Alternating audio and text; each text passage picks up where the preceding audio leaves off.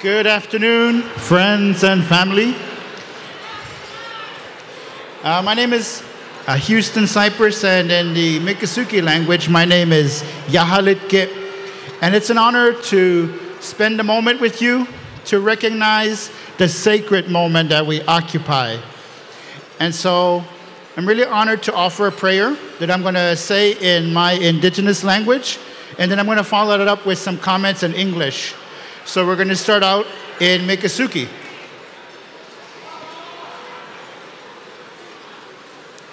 Hayya hola hu, weyana. Hayya hola hu, weyana. Hayya hola hu, weyana. Hayya hola hu, weyana. Fishakigo mecha, akinagnosha. Hemanestege inlega yahalet ko yato shane hachalongale. Mahen hemanestege pohintskinomaga yata chonge tanakome. Itolet ke hopang genontinchek hemanestegoa ichopomen tanakumale. Mahen hemanestege tanakigoa yata chuge imashachek afistelegen atagas como. Eyek chush ihapoyek isostachek yatos non tombenamga afatsnechek achopachek yoli chongea met afistelegen yoli chongea.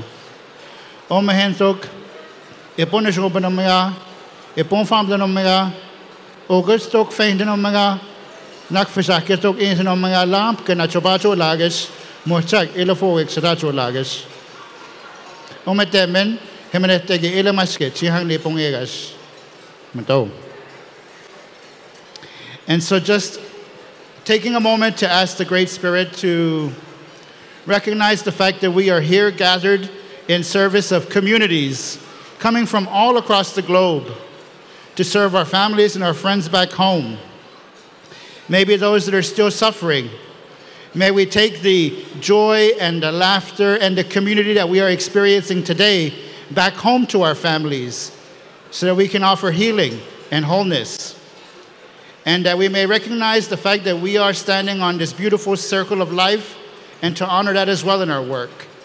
And so, as friends and family, we ask for your support, Great Spirit, in this work of community building and community support. Thank you very much.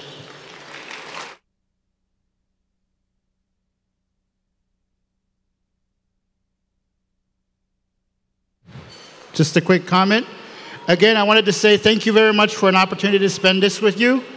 Again, my name is Houston Cypress, and I'm from the Miccosukee tribe. And as a member of the indigenous community, I want to welcome you to South Florida and invite you to enjoy the natural places that surround us. Thank you very much. I look forward to getting to know you better. Have a fabulous day.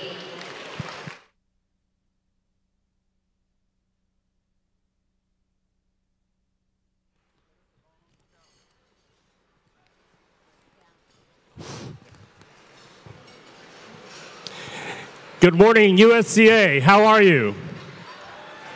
Okay, we're in Orlando. And I said, good morning, USCA. How are you? Great, great. My name is Robert York. I'm the Director of Development in the INMAC National Office. And we would like to take a moment to thank our sponsors and recognize them at this time. It is because of our sponsors for USCA 2018 that 425, let me say it again, 425 scholarships were given for people to attend USCA 2018. Let's give them a round of applause for that alone.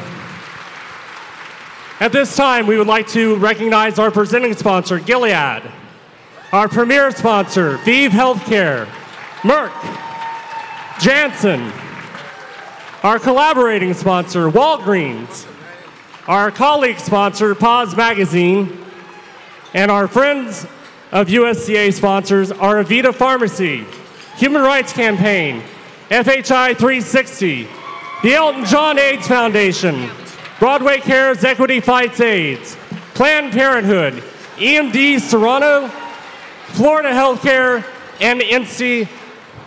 Those are all of our sponsors for this year's 2018 USCA. Please give them all a round of applause. And throughout this entire week, if you could do me one favor, if you see a sponsor at the exhibit hall or in the hallway and you have a chance to say thank you, please say thank you. These times are tough. For all of you fundraisers out there, you know what I'm talking about. And we are so honored to have them for their generous support to support our ongoing programs. Thank you and have a great afternoon. Okay, go.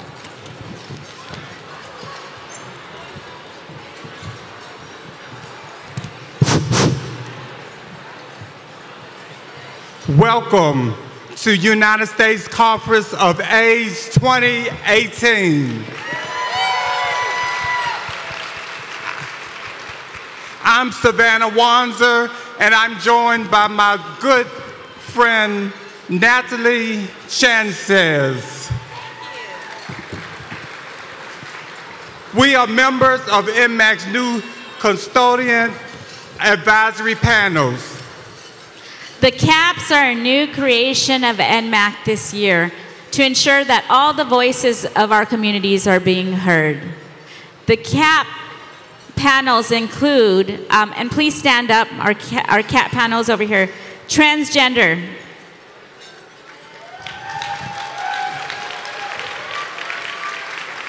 African American, American Indian and Alaskan Natives, Yes. Asian, Latinx, and Native Hawaiian and Pacific Islanders. Yes. The panels have used this first year to make USCA more inclusive and representative. And the work that we're doing has only just begun. Please welcome to the stage our Orlando Host Committee, Nicole Elenoff and Jessica Raymond.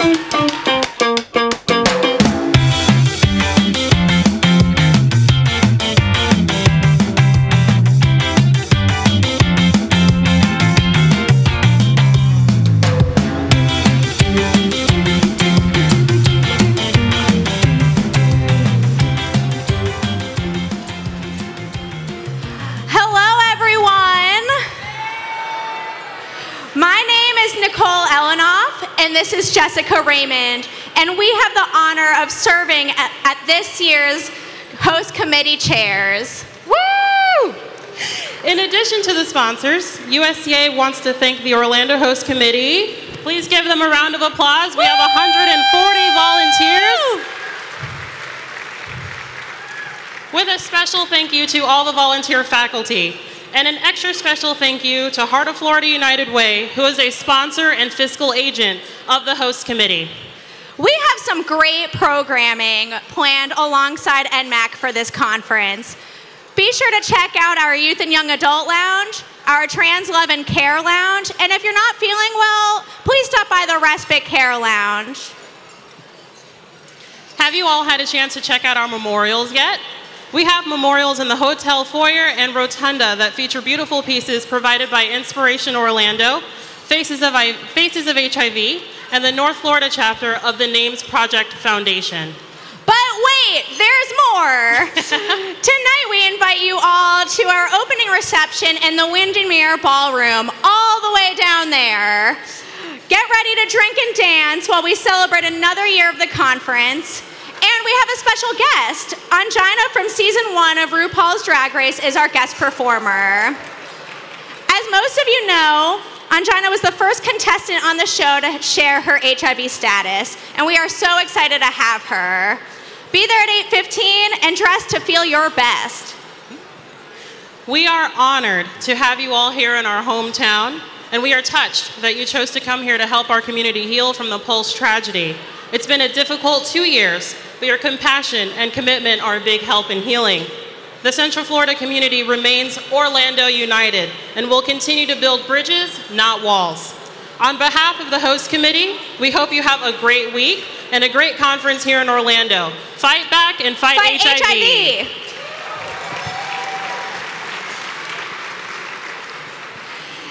It is my honor our honor to introduce Laura Reeves, the HIV Section Administrator of the Bureau of Communicable Diseases for the State Florida Department of Health. Thank you so much, and she will be here to officially welcome you all.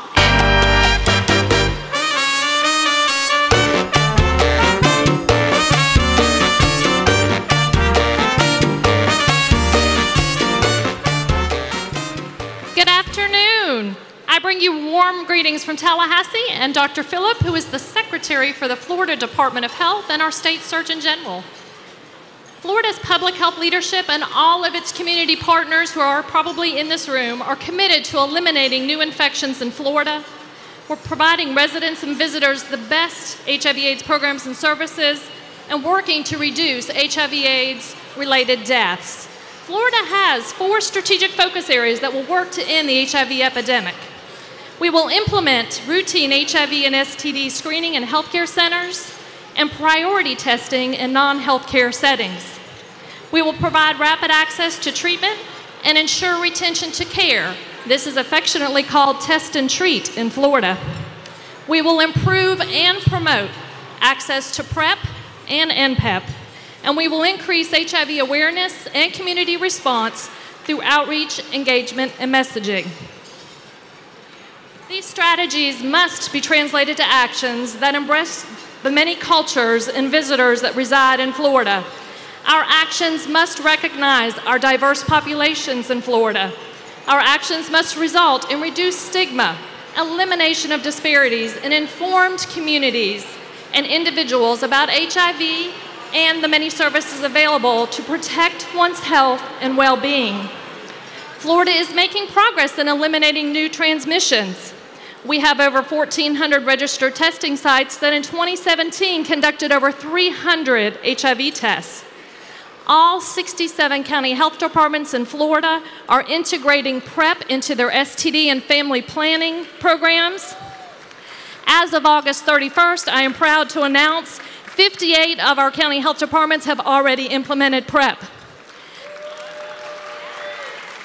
Another feature of our statewide PrEP program is that up to 90 days of Truvada is available free of charge to our clients, while eligibility for other medication assistance programs occur. In addition, all 67 of our county health departments in Florida have access to an initial 30 days of antiretrovirals free of charge to the client for persons who are newly diagnosed or returning to care, while further medical and support services are scheduled through our Ryan White Part A and Part B partners. Our 6 metropolitan areas, which includes Orlando, are collaborating with their Ryan White partners to provide rapid access to treatment for those newly diagnosed and returning to care. Enrolling individuals in our test and treat program has reduced the time from diagnosis to linkage to care in most regions of the state, with more individuals achieving viral suppression within less than 3 months from entry into that program. Because of implementing actions around Florida's 4 key components and collaborating with community partners, both Miami-Dade and Broward counties, who are our 2 highest incidence counties in the state of Florida, had decreases in new HIV diagnosis in 2017. Miami-Dade had a 5% decrease in diagnosed HIV cases, and Broward had a 3% decrease. This is the 2nd year that Miami-Dade has experienced a decrease in new diagnoses. Florida is also making significant progress reducing HIV-related deaths. The number of HIV-related deaths in 2017 decreased by 13% from 2016.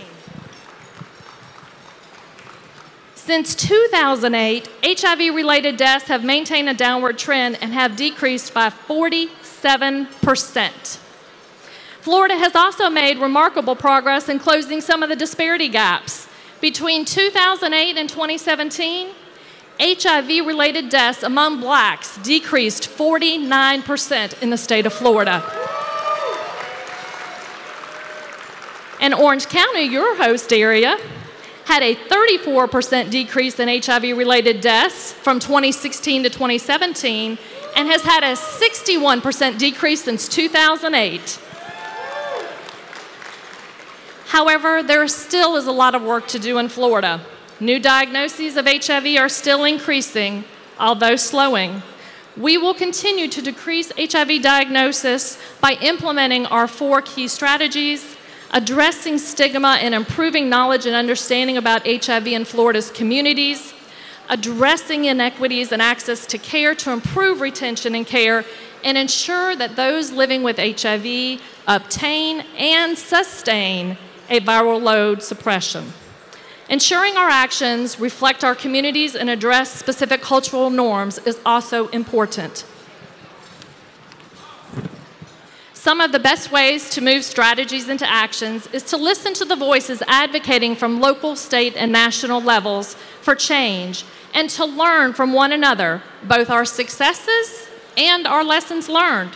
I want to thank Paul Kawada and NMAC for their longtime leadership in fighting HIV/AIDS in minority communities here in Florida and throughout the United States, and providing a venue like the USCA for a place to listen and learn from one another. I want to thank the Orlando Host Committee, who has worked hard all year planning this conference to make it one of the best of all time. I want to acknowledge all of the diverse participants from Florida who are in the room, who work hard every day to fight HIV, STD, and hepatitis, and to improve the health of Floridians and visitors. In closing, I wish you all the best over the next 4 days. Please share, learn, listen, share ideas, and enjoy our great state. Thank you.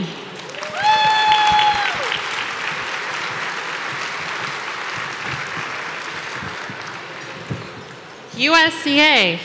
Having served Orlando's residents as mayor since 2003, Buddy Dyer has worked tirelessly to advance the community's shared vision for Orlando as America's 21st century city. Through strategic investments, Orlando is one of the fastest growing cities in the nation, and under Mayor Buddy Dyer's leadership is becoming America's new home for inclusiveness, innovation, transportation, opportunity, and quality of life. Since his first day in office, Mayor Dyer has strived to increase cooperation and partnership between Central Florida's many governments, its business and civic communities, and its residents. The result of this effort is a new era of collaboration that has paved the way for a string of remarkable, game-changing accomplishments for Greater Orlando in a very short period of time, and has set the city on course for a more prosperous future. USCA, please join me in offering a warm welcome to our mayor of the city of Orlando, Buddy Dyer.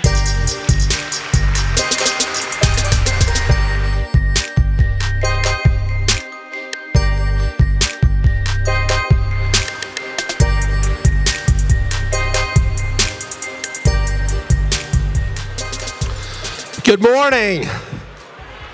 I'm very proud to welcome you to the City of Orlando and the U.S. Conference on AIDS. So I bet a lot of you know that we have world-class theme parks and attractions. You might even visit one or two while you're here, I'm guessing. But what I bet you don't know is that we have one of the largest LGBTQ plus populations in the United States. That 60% of our population are people of color, and that 1 out of 6 of all of our residents were born outside the United States. So we are very proud of our diversity, and we work hard every single day to be an inclusive city that values equality.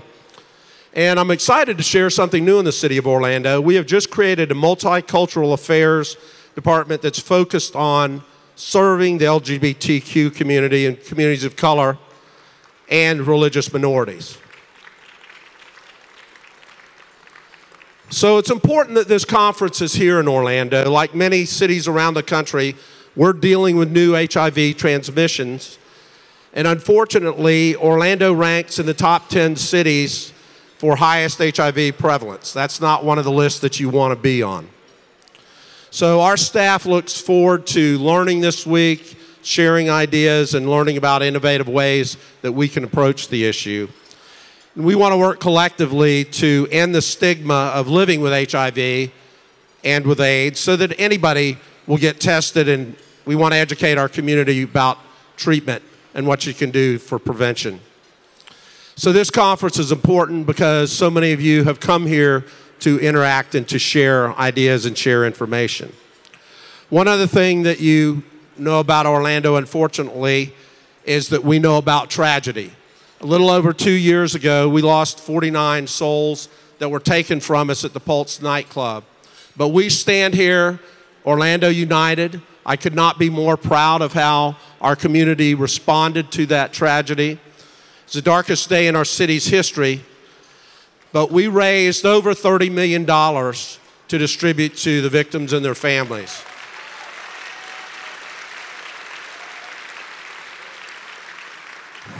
And today we continue to operate the Orlando United Assistance Center, which provides services and support to all of those who are affected.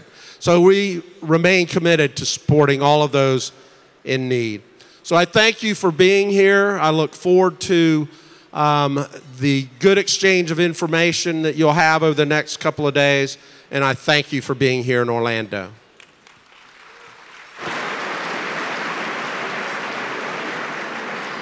Thank you, Mayor Dyer and Ms. Reeves. Please enjoy your lunch. Hello. For any of you without seats, we are printing more vouchers to use at one of the restaurants. Vouchers will be available in 15 minutes outside of the ballroom by the ballroom entrance for anyone that does not have a seat. Thank you.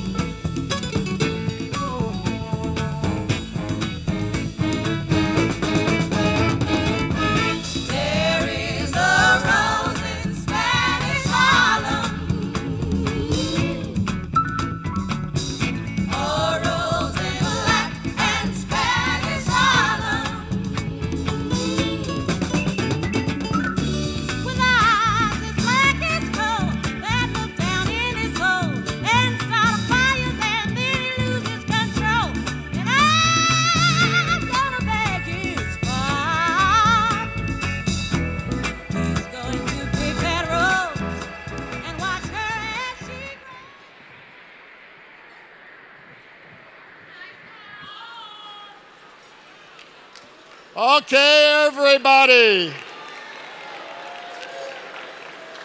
I wasn't supposed to speak at this plenary, but I'm here because a lot of people did not get lunch. And we wanted to publicly say There's too many of you. Some of you have to leave. We thought you were going to go to Disneyland. Not really, just teasing. But we really do want to apologize. See that line back there, everybody? That's the line of people waiting for vouchers. We have committed that we will make sure we were going to make it 12 tops at the next plenary. It's going to be a little bit more squishy, but we are all going to fit in. And so I apologize to everyone who missed this morning's. And please make sure to grab your voucher. We have them out front. And more importantly, I hope you come back and watch the program because it's going to be an amazing program. And I want to apologize one more time. I'm not prepared to make a speech, so I'll make a speech when you see me later on during the conference. Have a great conference, everybody.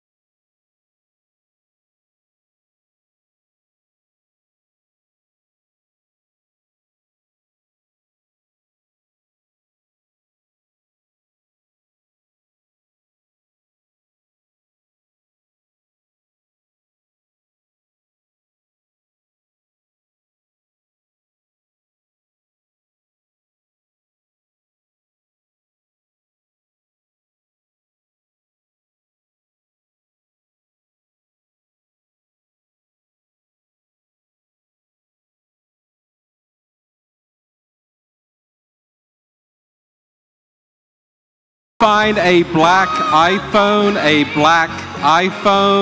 please turn it in to the tech riser here in the back of the ballroom or to the NMAC registration desk. Thank you. Any lost items you find during the week, just turn in to the NMAC registration desk or the front of house tech riser. Thank you.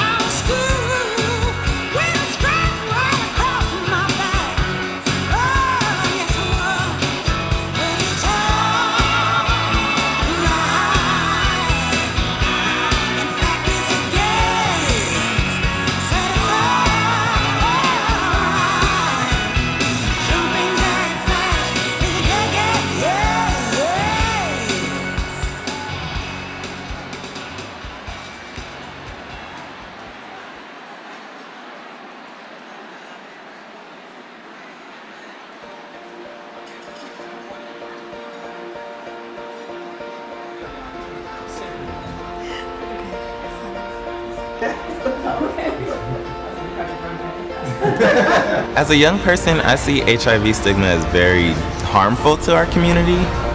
It instills fear in people. I think a lot of it's fear. You don't know what HIV is and you're scared.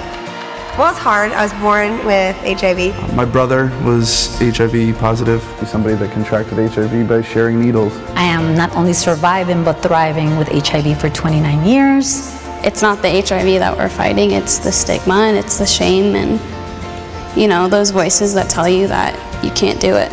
Living with HIV stigma is kind of like carrying a burden. Stigma can be very hidden, and people can perpetuate stigma without even realizing it. El estigma es como el aire. Tú no lo ves, pero lo sientes. Stigma can hide in small places, such as being afraid to have your hair cut by somebody who is HIV positive. People assuming that you have HIV because you're a young black gay man. I know for a fact that my mom was afraid of being stigmatized as a mother of somebody who's HIV positive while she is negative. It's the dating scene, it's the hookup scene, to have your own people, so to speak, ask you if you're clean or dirty. You know, it's sad, very sad. I see a lot of my friends and peers and people that I love going through these things with their families and not having an accepting family and finding that family in us as friends. There was a lot of people who played a role in my support as when I got diagnosed 21 years ago and still today. And I started finding these different communities of people living with HIV or people impacted by HIV, and that's really helped me. So to have that support, it makes you laugh and smile more and enjoy life so much more. I'm trying to transform my life. That's the way I do this. Even if you perhaps will never be at risk yourself, you can think about how you can decrease stigma in your everyday life. Just having that open communication and that conversation, I think as easily as people talk about sports at the dinner table, you should be able to talk about HIV at the dinner table. Sometimes just by your being open and honest, you may have an impact on that other person. Addressing HIV person to person can be more of a humanizing experience. they feel more of a connection to you and what you're saying, and that you actually care. To address stigma in the community, it all comes from having the conversation to begin with. We can live with HIV. We have the medicine to prevent its transmission. We have the medicine to keep people from getting HIV. People do live with HIV, and I can live with HIV. HIV is just a virus. It's the stigma that's the deadly disease. I think that we need to get people comfortable talking about HIV in order to end stigma. The opportunities to educate is what gives me hope. If I educate you on what HIV is and you see like this beautiful person in front of you, then what's the issue? You're not my friend with HIV. You're my friend. Help stop HIV stigma in your family and community. When we support people living with HIV, we make it easier for them to stay healthy and live full lives.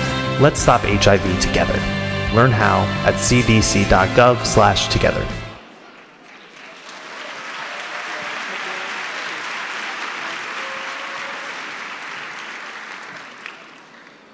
Welcome to the opening plenary of the 2018 United States Conference on AIDS.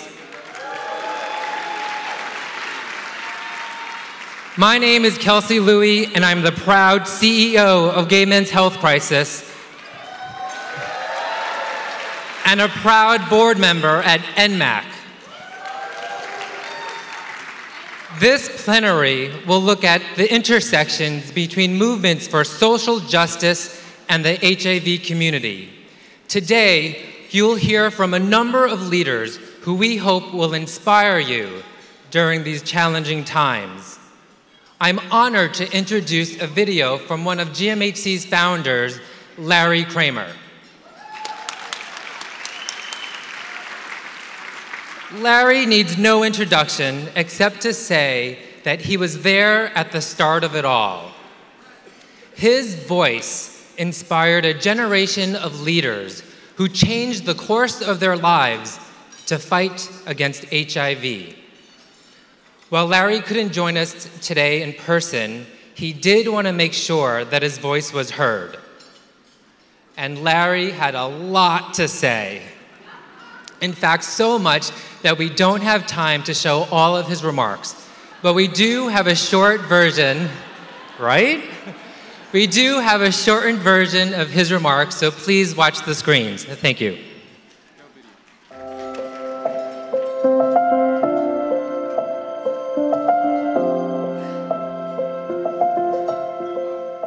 I apologize for not being with you. I had hoped to come. I had looked forward to meeting and talking to other long-term survivors. But my 83 years of living is currently exercising a no-travel request. Please forgive me.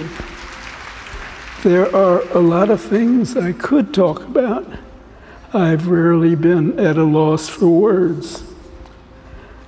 But what I'd like to talk to you about today is a few things I've learned since I came out in 1950-something.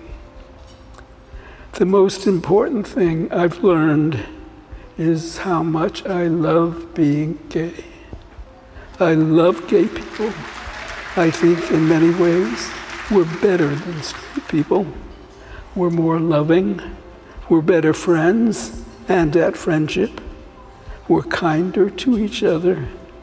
I think person for person, we're more talented and creative and imaginative. I feel proud and grateful that I'm gay. I look upon it as a great gift. I identify myself first and foremost as a gay man. I've learned that the most important skill I've acquired is how to become a writer. I love being a writer. If I couldn't write, I'd just as soon not be here. Learning to be a writer, like learning to love being gay, has taken a while. You have to stick with it and be patient as you learn from them. I've learned that becoming a writer has given me the greatest tool to fight back with. Because the hardest thing I've had to learn is how ineffably sad life is. This has been a toughie and continues to be so. Everyone here I know has experienced this. There's not much that can be done to really alleviate sadness. It's here to stay, and we should learn as much as possible to not deny it. It helps a lot to do the kind of work we're all doing. Fighting back is one of the greatest gifts life can give to us, to live with sadness, although it doesn't come with fewer tears. I spend a lot of my time thinking of the sadness of our lives. I've written about this AIDS plague since its beginning. There's not a day that goes by without my learning about it, where it came from, precisely who our murderers have been and continue to be. I add or revise this history every day. My history of homosexuality, which I call The American People, well, I'm still refining Volume 2. It'll be out by Christmas 2019, and then you'll have over 1,000 pages of what I think we've been through. I do think we have been murdered. In fact, I have no doubt about it. AIDS was allowed to happen, and in many ways it still is. As the late, great Dr. Mathilde Krim always maintained, AIDS has been allowed to happen. Learning this has, of course, contributed mightily to my sadness. It's also made me very angry. I've learned that anger is one of the great gifts and finest tools anyone can have in any arsenal of life. Anger is not only healthy, it's essential to living through sadness like we've been going through. Without anger, there's no effective way of fighting back. Fighting back has become the backbone of my existence, the reason for my living. If we don't fight back, our opponents and enemies won't pay attention to us. We become invisible, non-entities, disposable. We get nothing when and if we don't fight back. As a people, this is a lesson for our survival we've not mastered sufficiently. I know everyone here thinks she or he is fighting back. I believe your motivation is founded on love and fairness and decency. You believe there are good people in this world supporting your efforts, and like good neighbors, doing unto others is what you do. I fear that you don't believe in this efficacy of anger, its necessity. You prefer to believe in the power of love. But the powers that be, who have ignored us in AIDS, are not motivated by love, at least not the kind of love we have for each other and want so much from the world. But their love and our love are not the same, and probably never will be. This is also life's great sadness. It will never be conquered by love. The most awful lesson I've had to learn is recognizing hate. We who are gay and or with AIDS refuse to face up to this fact. We are hated. I am frequently criticized for saying this so bluntly, that we are hated. I do not mean dishonored, ignored, ridiculed. I mean hated. And this hate increases with every administration, with each passing day. People of color, of course, have witnessed and lived with this much longer than I have. But gays and people of color have been hated since the very beginning of America. What does one do with this hate? Just to call it a great sadness is a waste of time. As I've said over and over through the years, we will always have enemies. Our enemies are not going away. Fighting back effectively requires facing up to and against hate. I also learned over the years of this plague that anger has brought us more tangible results than being loved and good little boys and girls. Every AIDS med out there we got because of our anger. But it took us too long to get angry enough to fight back for these drugs. With such success, why did we stop being angry?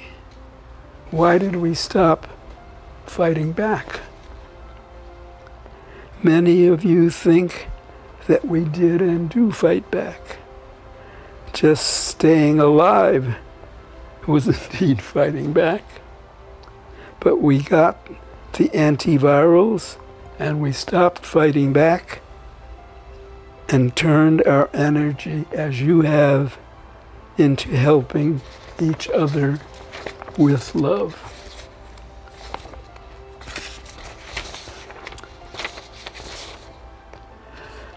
So I think the greatest lesson I finally managed to learn is that we are hated by many and that we have always been hated by many since the beginning of time.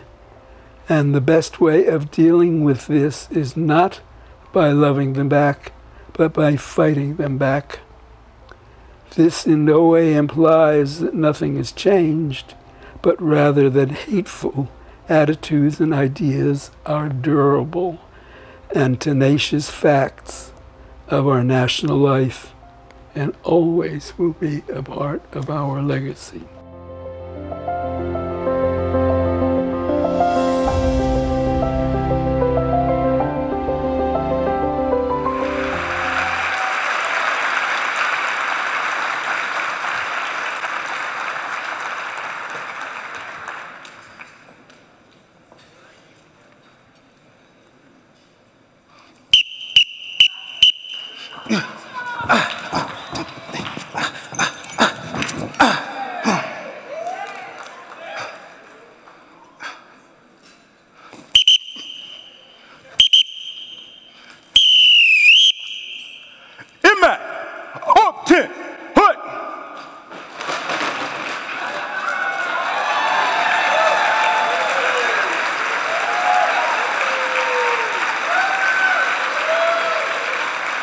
I'm proud to introduce you to NMAC staff, board, and constituent advisory panel members. We are Latinx, African Americans, Asians, Caucasians, American Indians and Alaska Natives, and Pacific Islanders and Native Hawaiians fighting together to end HIV. We are NMAC. And our mission is to end the HIV epidemic by leading through race.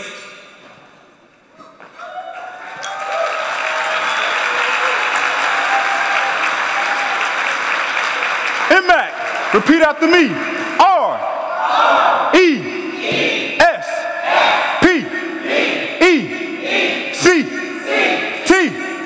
What does that spell? Respect. Audience, what does that spell? Respect. Everybody, what does that spell? Respect.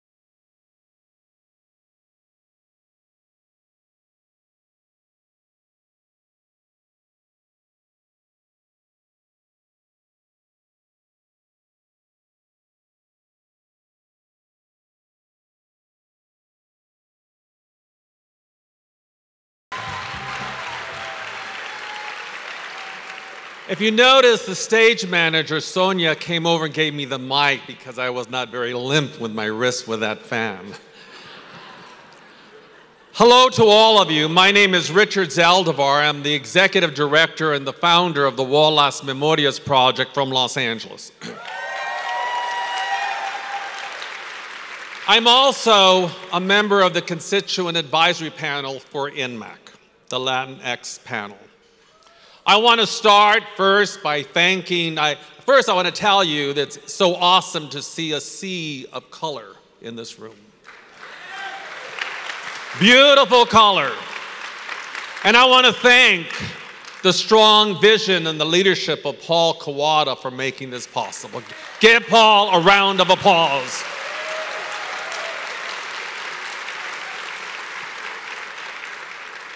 I want to thank his amazing staff, his board of directors, all the corporate sponsors that have made this possible, to all the volunteers who are donating so much of their time to making this conference the best conference in the history of INMAC.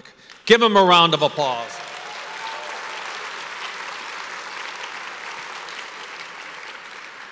I'm here today to tell you a few messages, but one, a little bit about me and where I come from. I'm a community organizer, a community activist. Yeah. When I was 16 years old, I organized community meetings with young people to fight drug abuse in my local Catholic parish. At the age of 21, I started working as a field deputy to a city councilman in Los Angeles. I ran part of a political campaign when I was 21, and we won that election. And I learned way back then about building coalitions and reaching out to communities, different members of the communities. In 1990, my best friend shared with me that he was HIV positive.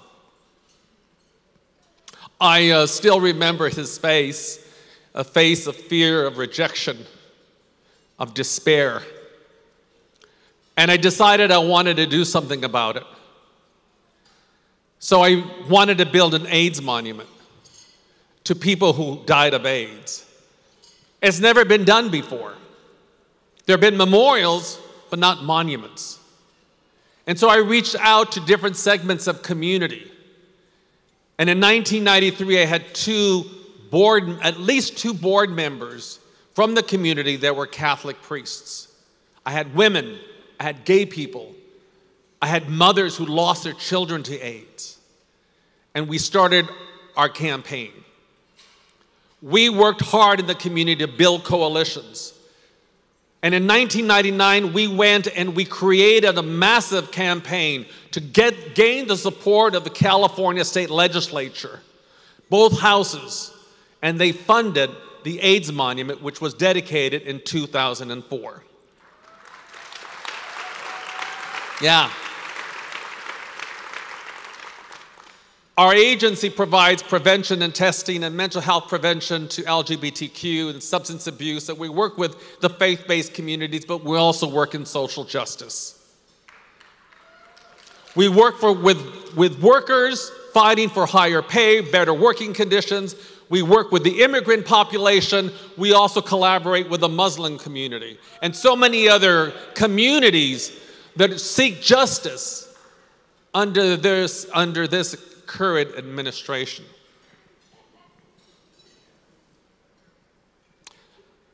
I am Latino. I am gay. I am Catholic. And I'm also an American.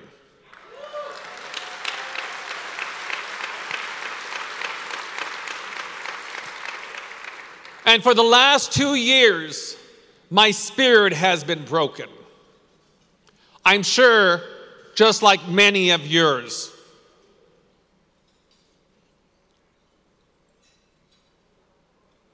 I get tired of hearing the rants from the White House about Mexicans, about women, about immigrants, about transgenders, people of color. And I have to tell you that although I applaud all your work, the work that you do in your community now to prevent people from contracting HIV and for helping people live longer lives, it's not enough. Because today is not 2 years ago or 3 years ago. Our democracy is at stake here, my friends. Every day we are having assaults on our rights, our freedoms, our press, and we're being pounded into the ground about who we are, what color skin, who we go to bed with, and where we originate from. These are not normal times, so this shall not be a normal conference. I am asking all of you to go back into the communities and to make a commitment to work with other organizations that are under attack. Their cause is your cause. Your cause should be their cause. I'm asking you to go back and register voters. I'm asking you to go out and get out to vote. When people are too busy on their cell phones or going to parties or going clubbing, pull them out and give them a sense of reality that we're losing our rights under this administration. Will you commit to going back in your communities and organizing them? I can't hear you. Will you commit to going back and registering voters? Will you go back and commit to voting and getting the people out to vote? Now, I'm not talking about political parties because this is nonpartisan. But you know about the big elephant in the room. And you know how that elephant looks like. But I'm asking all of you, my brothers and sisters, to rise up and act now. Rise up and act now. When police officers stop African Americans and stop them for no reason at all and shoot them, kill them, we need to rise up and act now. When the ICE comes into our local neighborhoods and stops our parents for no reason at all and takes them away, we need to rise up and act now. When immigrants flee from war-torn nations, from El Salvador, Guatemala, or any other country, and they come here for refuge and they take their children away, we need to rise up and act now. When transgenders are frequently targeted by hate and they're often killed and no one investigates, we need to rise up and act now. When Muslims are singled out because of their belief systems or any other religious beliefs, we need to rise up and act now. When lobbyists and lawmakers and staff and presidents of the United States mimic and humiliate women and violate women, we need to rise up.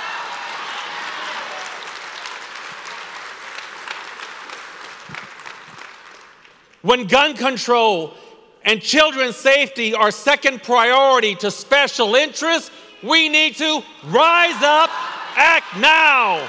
When our people's health care access is compromised, impacting 75 million of low-income people, we need to rise up, act now.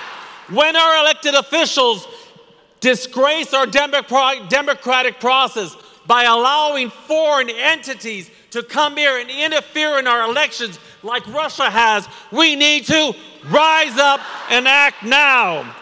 When equality for some is a rule of law, we need to rise up, act now.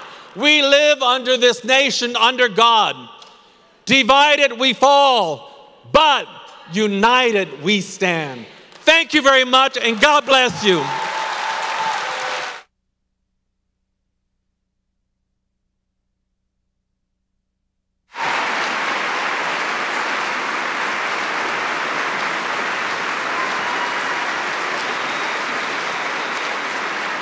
Please welcome Nana Khanna, Positive Women's Network, and Larry Walker, Thrive SS.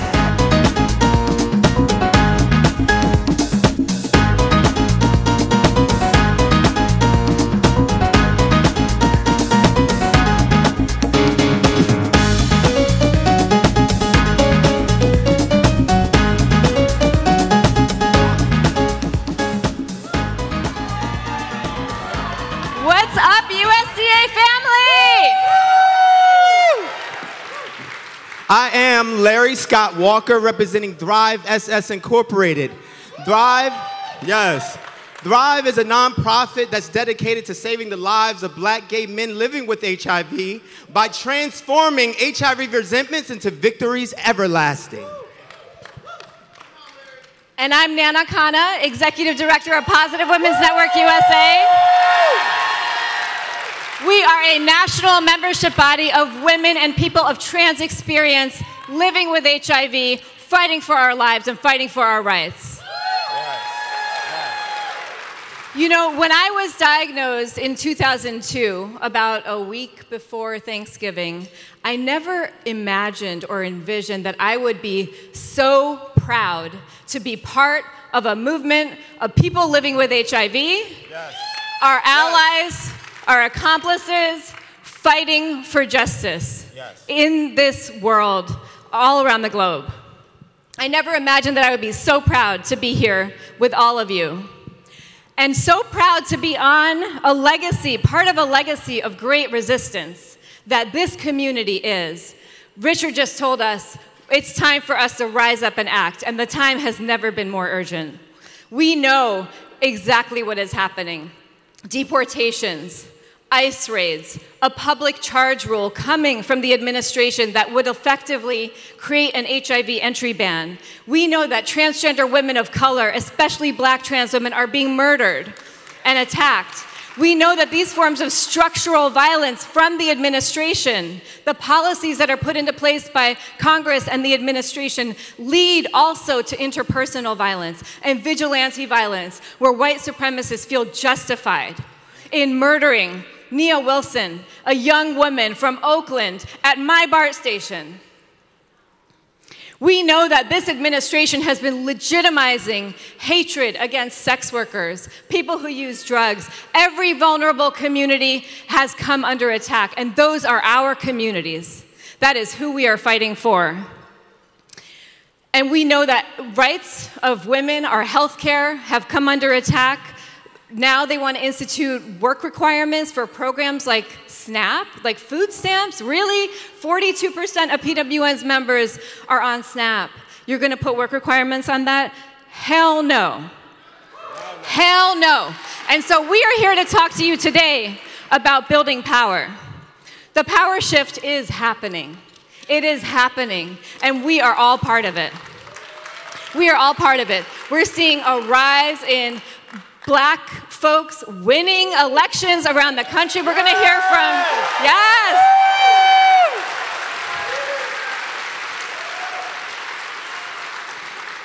We have seen the HIV community. The HIV community was instrumental in defeating 3 attempts to repeal the Affordable Care Act. Because people living with HIV and disabilities and chronic illnesses put our bodies on the line to save healthcare because we know that our lives depend on it. And we want to talk to you today about some of the shifts that are happening in our very own movement that we're really proud of.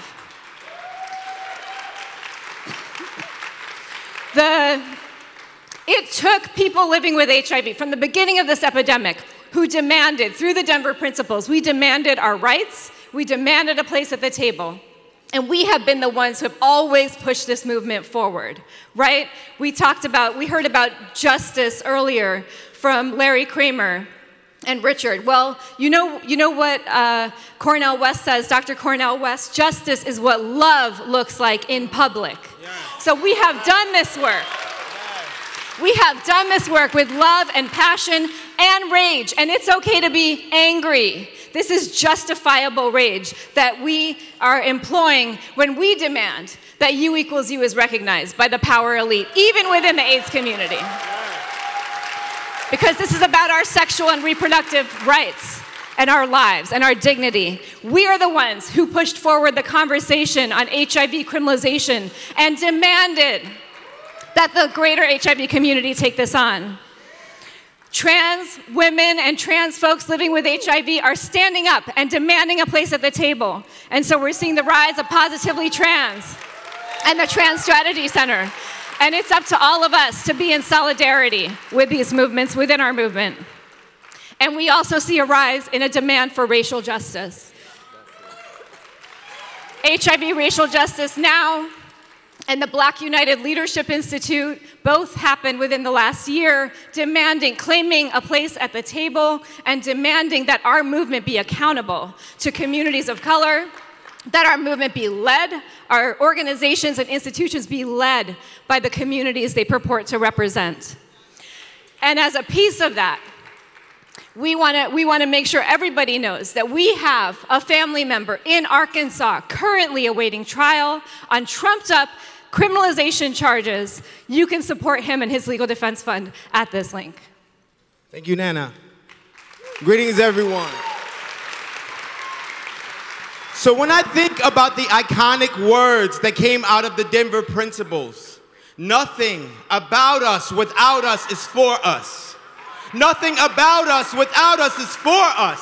I don't think about a conference, an international AIDS conference that excludes sex workers, people who use drugs, people who are from what Trump likes to call shithole countries. I'm not here, myself nor Nana are here to tell you what to feel. We're just asking you to feel. Think about the young, newly diagnosed person from Venezuela who has watched his friends fall ill because they have poor access to quality care, who would love to attend an international AIDS conference, but can't because of a travel ban.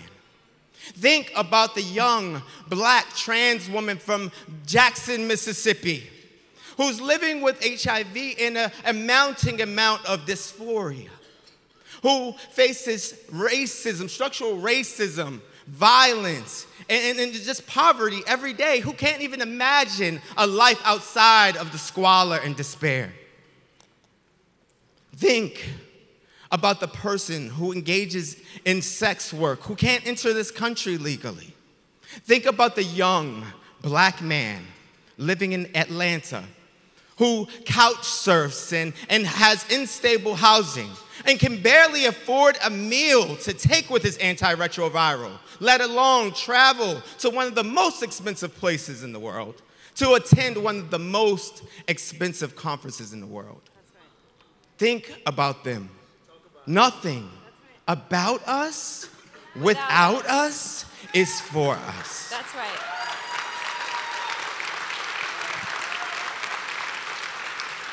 So you may have heard that there are some who want to bring the International AIDS Conference to the Bay Area in 2020. We say no. We say no. Because we currently have visa restrictions on entry for sex workers. We do not allow people who use drugs to enter this country. We have a Muslim ban, a ban on multiple Muslim countries at the current moment. People literally are not going to be able to get into this country. If public charge comes out, which is a rule from the administration that's in process right now, it will effectively be also an HIV entry ban. So we are speaking truth to power as this community has always done. Always, to say, not right now. This is not the right time. This is not the right place, in solidarity with our global community.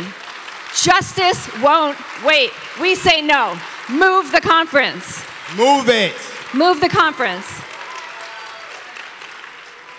Between all the detentions, the white supremacist violence, and we know, as Larry has said so eloquently, a lot of folks, even from the US, are not going to be able to go to this conference. This is not for us. Nothing about us without us. Every single People Living with HIV network in the US and globally said, don't bring the conference to the US. This is an international AIDS conference. Who should they be listening to? The global network of sex work projects? Yes. People living with HIV. That's right. This is a partial list of the organizations opposing bringing the conference here. There are hundreds more. We urge you to stand up and say no. Borders are not real. They are a political imaginary.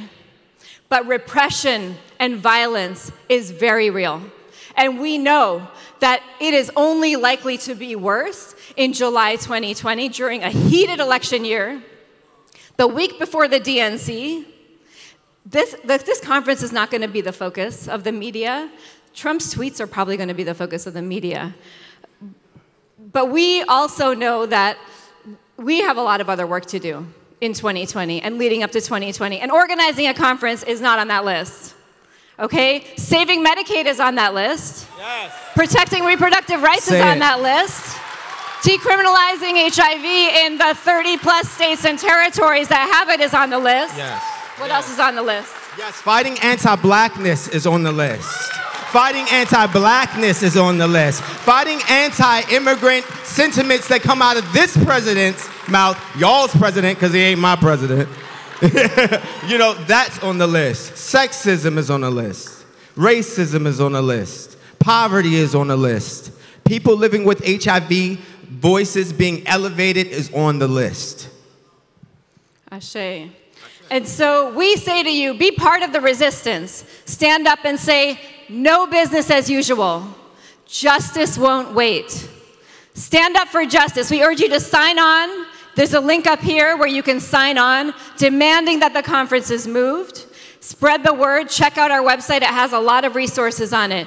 Stand up for justice. Justice won't wait. Stand up for justice. Justice won't wait. Stand up for justice. Justice won't wait. Stand up for justice. Justice won't wait. Thank you. Thank you.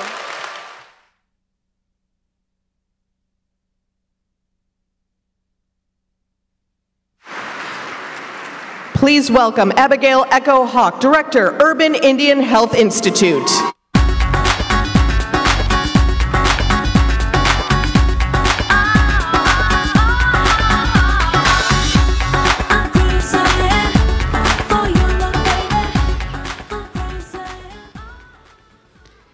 You stand on indigenous land. We stand on indigenous land. The air you breathe were the ancestors that were killed through genocide is the air you breathe right here in this state. I took a walk through this amazing community and I just looked for one other Native person and I never saw one. And there's a reason. Because the genocide against my people was effective. And you stand here on this indigenous land, and I stand here on this indigenous land. But I don't stand here alone. Today at this conference, the largest contingent of American Indian, Alaska Native, Pacific Islanders, and other indigenous peoples are in this room. Stand up and be recognized. Stand up. Those are my people.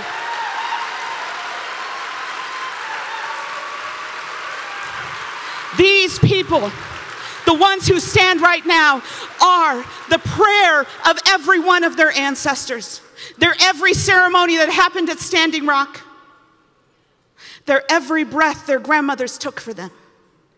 And they stand on this land and they challenge your understandings of what HIV prevention, intervention, and treatment should look like because they know their people. They are the first peoples of this land. And they are the ones who should be leading the efforts in our communities. Thank you, my people.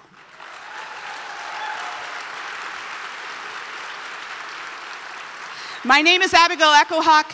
I'm a mother, I am a daughter, I am a wife, I am a granddaughter, and because my family has placed me in a position, I have the amazing ability to be the director of the Urban Indian Health Institute, the Chief Research Officer at Seattle Indian Health Board, a federally qualified health center providing health care to American Indians and Alaska Natives currently living in the city of Seattle. That role is more than something that is a piece of paper. Like all of those indigenous people who stood, it is who we are. It is who we are always meant to be, to care and to love our community. But the fact that we're even here is incredible. On my father's side, I'm an enrolled citizen of the Pawnee Nation of Oklahoma. On my mother's side, I was born and raised in the heart of Alaska amongst the upper Otna-Athabascan people. On my father's side, we were removed from the Kansas and Nebraska territories in 1876. We were estimated in 1830 to have 38,000 tribal members. By the census of 1910, there was 667 of us left. I am a tangible manifestation of their resiliency. It is because of their resiliency and their strength. And I'm going to tell you some truths. And truth is hard. As one of my heroes, Dr. Don Warren, an Oglala Lakota physician, always is saying, you have to walk through truth in order to reach equity. And if you really plan on reaching equity and serving those who are most in need, those most marginalized, you're going to have to face some truths. And if you start squirming in your chair a little, that's okay. I'm not here to make you feel bad, but I am here to tell you the truth. And when you squirm like that, what I want you to recognize is that is your privilege to walk away from my truth. You have to recognize the privilege that you hold. And I ask you to not walk away, but rather use that to move forward. And I'm here to tell you stories because that's how I was taught by my elders. Stories create meaning. Stories tell us who we are. They teach us where we're going and where we need to be. And it's through our stories that we will see change come. I'm going to tell you the story of my Uncle Fred John, and I have permission to share his story. In the early 1950s, he, along with 9 of his siblings, was ripped away from my Grandma Katie's arms and taken to an Indian boarding school. Some of you may not know what that is, and it may sound familiar to you, but it was an effort by the American government to assimilate us into the mainstream culture. So they went and they took children only because their parents were Native, and they removed them and placed them into boarding schools. And my uncle went to the Wrangell Boarding Institute in Alaska. And the first things they did when they took him there is they would not let him speak his language. They cut his hair. They burned the clothes that his mother had made for him to bring there with him. But then they did something that is so unconscionable. They took his very name. He was number 77 for 4 years, starting at the age of 6. His name was taken from him. Every bit of who he was attempted to be stripped out. And not only that, with his 9 siblings, they weren't allowed to be in the same space together. And so they couldn't even, when they passed each other in the hallways, they weren't even allowed to speak to each other. And he would watch his siblings go by in silence, day after day, year after year. And why do I tell you this story? Well, this story is actually part of the journey my organization and the work that we are doing across this country in combating stigma, working on ensuring culturally competent care for our Native people. This story starts, and it also ends with the stories of my Uncle Fred John and my new friend, Mr. Bill Hall. So 2 years ago, when I took on this position, I got a call from a friend of mine who's been working in HIV for many years, and we had done work in clinical research. And on this call, my friend Michael said, hey, there's this guy named Bill Hall, and he's been trying so hard to raise and elevate Native voices in HIV care, prevention, and research. But he's always been turned down. So I said, bring him in my office. And this incredible man walked in the door. Bill has been living with HIV for more than 32 years. And when he came in my door and he started sharing his story with me, one of the first things he shared with me is that he was someone who was taken away to one of those boarding schools in Alaska. And he began to talk to me about the trauma that he had experienced as a Native person attempting to access the best care. He told me a story of going to a hospital where once they found out there was first a brown person on the floor and then that he had HIV, all of the other patients got together and attempted to have him removed to another floor of the hospital. He told me about attempting to talk to physicians about what traditional Native practices of healing were, and then looking at him and treating him as if he was crazy. And then he told this story of how he had been coming to my organization, the Seattle Indian Health Board, year after year after year, asking us to provide HIV care, asking us to bring prevention to our community, asking us to do more testing. And he was turned away because we also have to face the stigma that exists within our own communities. Bill persisted. He knocked down doors and he kept going. I can't even imagine year after year after year when even his own people turned him down. And I think about my Uncle Fred John, that little boy, the number 77. And I was raised with him, and he experienced the things that many of my people experienced as a result of this genocide that was perpetuated against my people. Substance misuse, not being a good parent, not taking care of his community in the way that he wanted to as a result of this trauma. And we have to recognize that our people come with trauma. And I will tell you now, the people who are going to address the trauma in my community are Alaska Natives, are American Indians, and other indigenous peoples. Don't come to us because you think we have the most problems. Come to us because we have the answers. That is how we are going to see change. And I think of Mr. Bill Hall and my Uncle Fred John and our resiliency. Resiliency is, in the dictionary, a noun, but it is not a noun in my community. Our indigenous resiliency has been every action of our grandmothers, of our ancestors, of our grandfathers, of our elders living with HIV who are forcing us and pushing us to provide better care for our people. Our resiliency is action. And my Uncle Fred John tells this story, and this is when he talks about getting sober, which he has been for more than 25 years. He tells me this story. He was walking down that hallway, and he was 7 years old, and he passed his oldest brother, who was 14. And that uncle, every single time, would reach his arm into my Uncle Fred John, and he would grab his arm, and he would say, "Fred John, your name is Fred John." And then he would be beat for it. But every single time they passed each other in the hallway, he reached out and he grabbed his brother and he told him what his name was. What we are doing in my community is that action. We are reaching through the trauma, we are reaching through the pain, and we are calling each other by our names. We are Oglala, we are Pawnee, we are Dene, we are Meskwagi, we are the indigenous first peoples of this land. And the government may think their genocide was complete. But God damn it, they were wrong.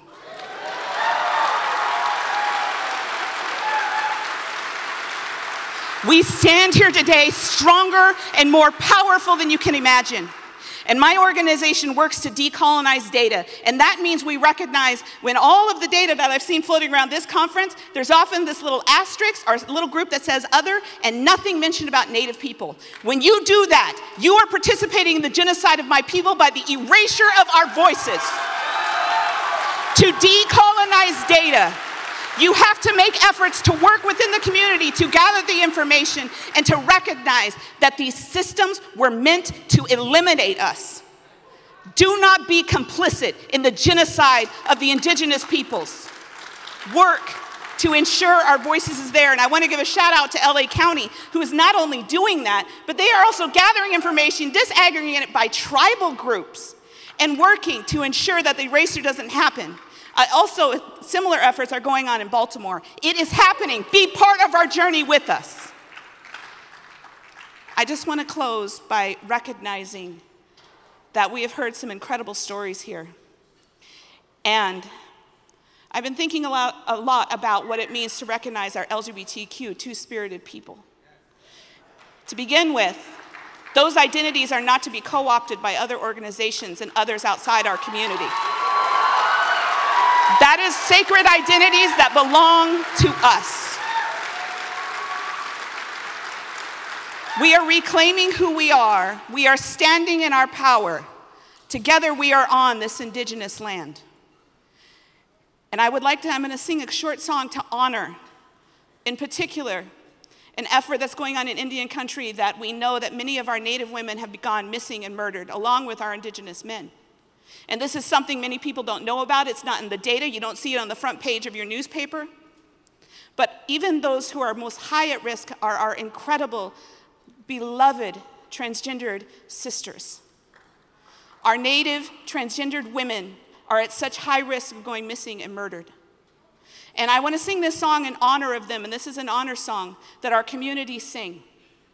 Because it's going to take bravery from every one of us to ensure that you are not part of the erasure of our communities, that we are leading and you are supporting, and that you aren't co-opting our identities or our culture. Because you like the pretty things, but you don't want the genocide. That is not your choice to make. So I'm just going to close with this song, and it's an honor song in honor of missing and murdered Indigenous women.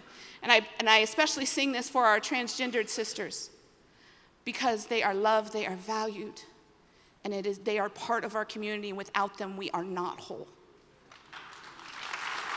Hey, hey, hey, hey, hey, hey, hey, oh, away, oh, hi, away, oh, hi, yeah. Hey, hey, hey, hey, hey, hey, hey, oh, away, oh, hi, away, oh, hi, yeah. Hi, away, oh, hi, oh,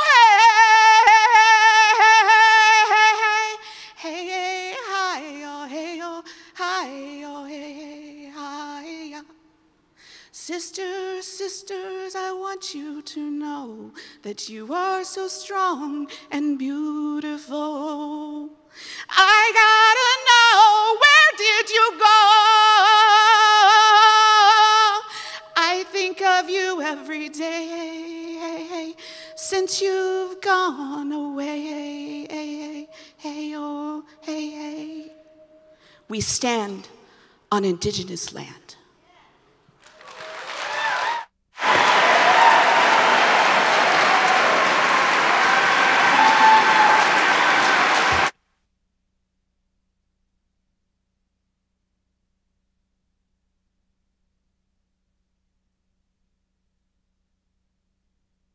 Please welcome David Hogg, activist and survivor of the Marjorie Stoneman Douglas school shooting in Parkland, Florida.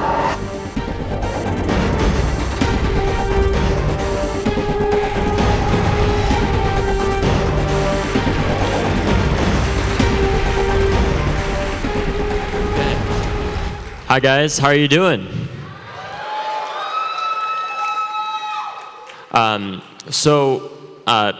Actually, I want to start this out with a moment of silence because there's a young activist that worked in Chicago on the South Side to prevent gun violence there that died last night. He was a 19-year-old, and his name was Del Monte Johnson. And he's been working on ending gun violence for years now, and he was shot and killed last night in Chicago. So can we please just take a moment of silence, not only for him, but for all the unrecognized victims of gun violence around the country and the world.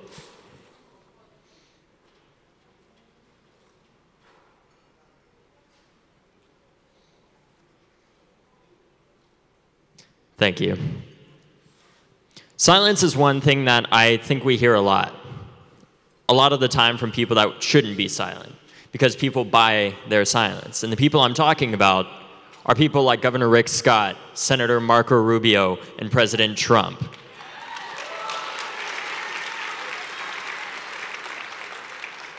You know what would be great right now is if we could take all the anger around this brand, Nike, that I'm proudly wearing, and push that towards police brutality.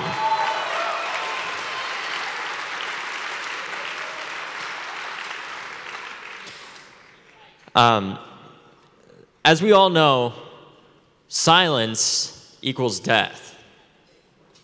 And what we're hearing right now from our politicians is silence. My question to Marco Rubio, Rick Scott, and other elected officials is, why were you silent after Pulse? Why were you silent after so many tragedies that happen every day in this country? Silence is what I'm hearing from the media, especially when marginalized communities of color, and especially the trans community, is heavily affected by gun violence. There's one person that I want to bring up just because so many people don't know what these communities go through. And one of these people is Diamond Stevens. They're from Mississippi, and they were a trans woman of color that was shot in the back of the head and crashed their car recently.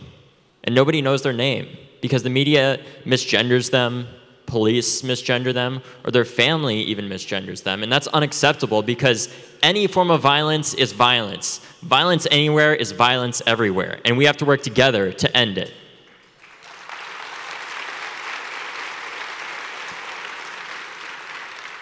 Silence is what gun violence in the undocumented community sounds like, because the truth of the matter is, if you live in the undocumented community and you face gun violence or sexual assault or discrimination, you're not going to go to the government to fix it, because if you go to the government, you're more likely than not going to be deported. When I have friends on the west side of Chicago that are undocumented and they've seen their friends get shot, what happens is they get shot and they get taken to the hospital. 2 days after they come out of the hospital, ICE shows up in unmarked cars in plain clothing, basically kidnaps them and deports them. And I'll tell you right now, that is not how you build trust in communities that need you more than anything. It's ridiculous. And on the topic of people that are undocumented, my question to the government right now is, who is illegal on stolen land?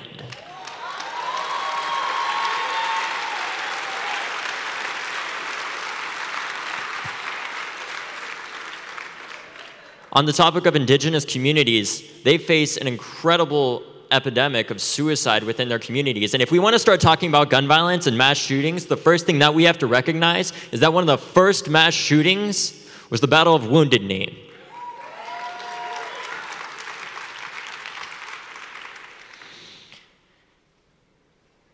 Now I'm going to talk about standing up in times of tragedy. Sadly, many of us know what this is like because so many of you are amazing activists from this community and we're all part of this club that really nobody wants to be part of a lot of the time because we're all here for horrible reasons. You know, reasons that shouldn't exist because these problems should have been taken care of. But because of the silence that's bought and paid for by our politicians, nothing changes. But things do change because you guys are the change. Nobody else stands up. None of the elected officials stand up unless you force them to. Because you, as their bosses, remember, they're not politicians. They are public servants that are put there to serve one person, and that is you. Remember that.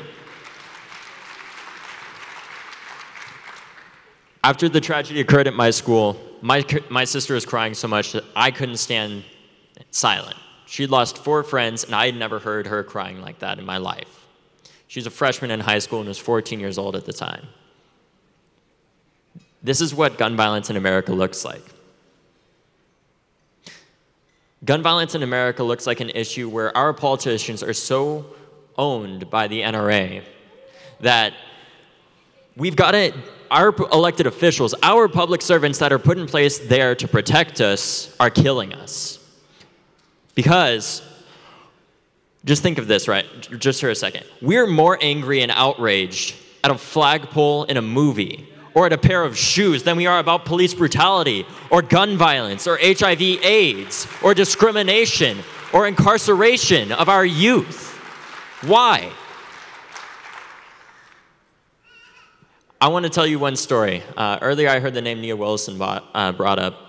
That night I was in Oakland. I was in East Oakland. I was talking to youth activists in East Oakland about how to end violence in their communities. And I was talking to one girl who I prefer not to name just because she's been through so much and she asked that I not. But she's lost 20 friends to gun violence in the past 5 years. She's 18 years old.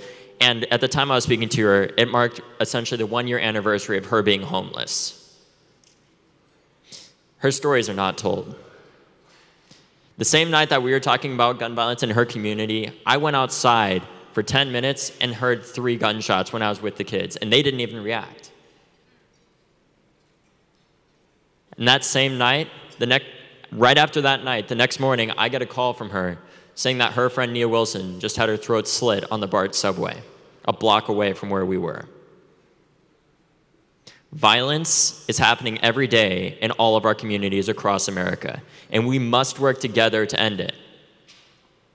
The only way that we're ever going to be able to work together, though, is if we can put down our partisan divides and our divides within each other and putting each other into different categories. No matter if you're trans, gay, lesbian, or bi, we have to work together to solve all of our issues because we are all here to fix issues for each other.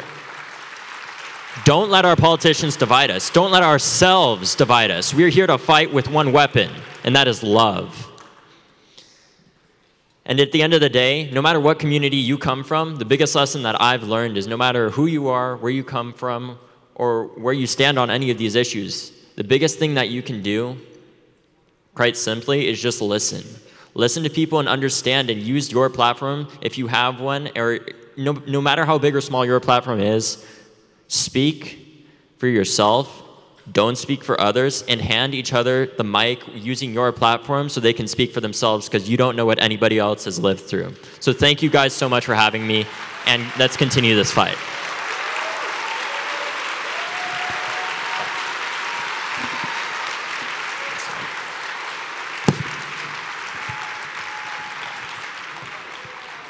There's one last thing I wanted to say. Oh, it's going the wrong way. There we go.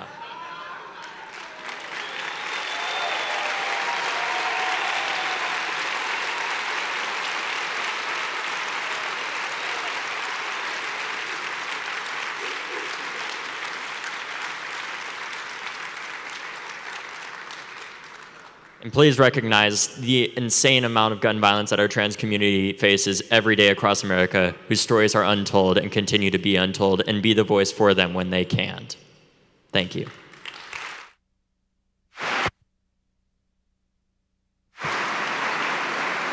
This is a reminder that no video and audio recordings are permitted. Our next speaker is Alicia Garza, co-founder of Black Lives Matter and created hashtag Black Lives Matter and the global Black Lives Matter Global Network.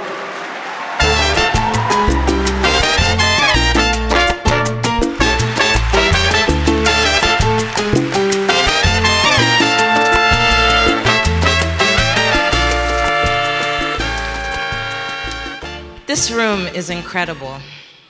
Can y'all give yourselves a round of applause?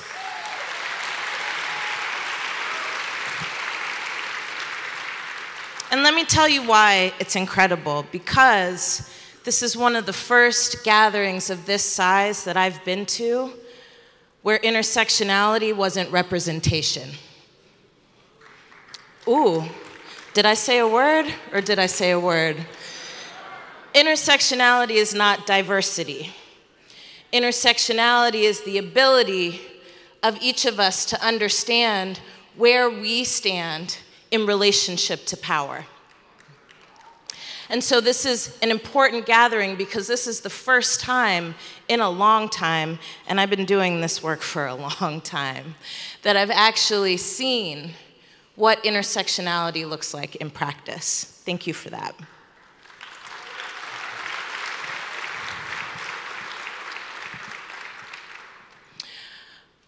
We are so much more than a hashtag. And hashtags do not start movements, contrary to what some people might tell you. People start movements. You seem like you're not sure about that. Well, I can tell you it's been 5 years since Black Lives Matter was born. It's been 4 years since Mike Brown was killed and the Ferguson Rebellion sparked the political imagination of all of us.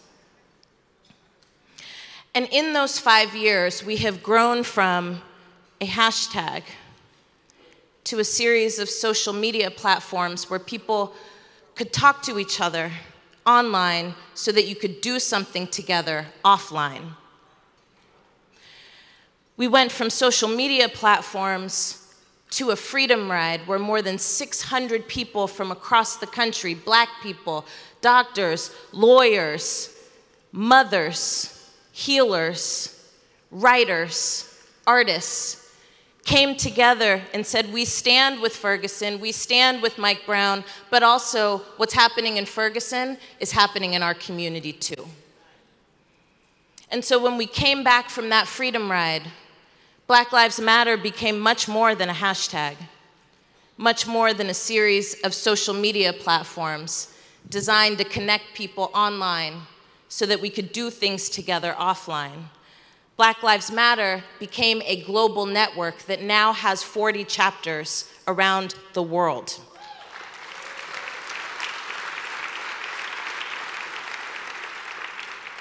And together we built the Movement for Black Lives, a coalition of more than 100 Black-led organizations from every aspect of our communities, fighting for a new vision of what Black life and Black dignity can look like, if that's even possible, in the United States of America.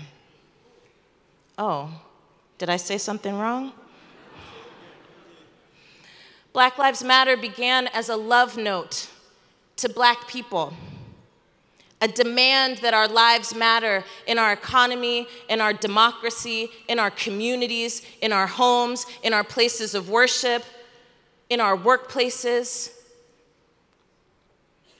Black Lives Matter has always uplifted the dignity of all Black people. And when we talk about Black, we don't just mean cisgendered, heterosexual Black men. We mean Black trans folk, Black folk with disabilities. We mean Black folks who are immigrants, Black women, Black queer folks, all Black people. And we did that because when we started to say Black Lives Matter and people started to say things like all lives matter. Well, we had to get it correct. Because when 44% of people who are new diagnoses of HIV are Black, we can't say all lives matter.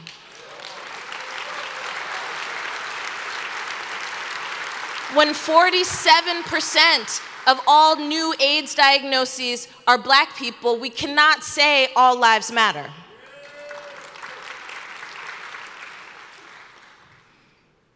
Because we're only 12% of the population here. So when we say things like all lives matter, sure, we're saying water is wet and the sky is blue, but the reality is we don't live in a country or a world where all lives matter. And if we want to do that, then we have to fight like hell for it.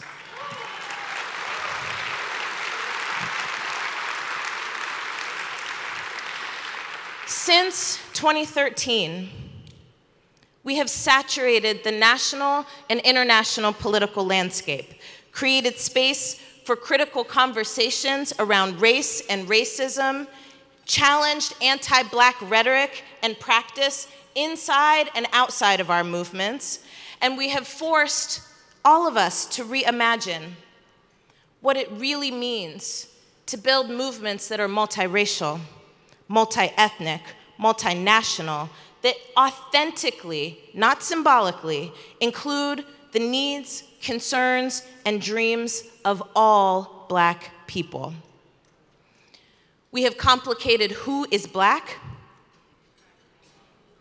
We remind us that Black people deserve dignity at all costs. And we have challenged each other to embody the notion that if we hope to get closer to freedom, we must remember that any successful movement must include all of us.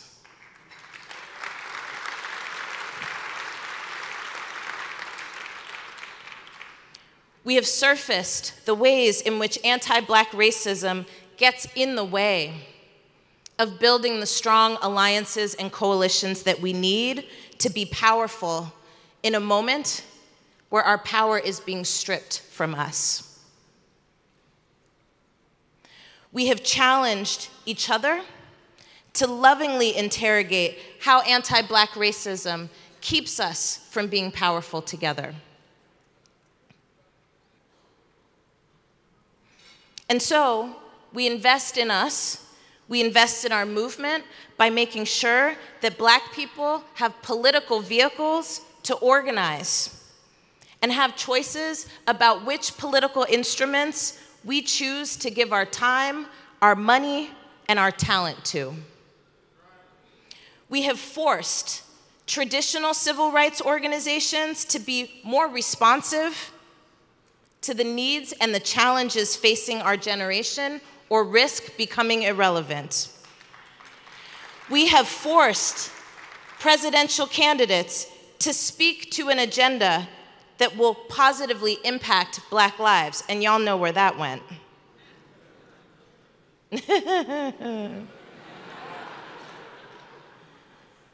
And how do I know that we are building power?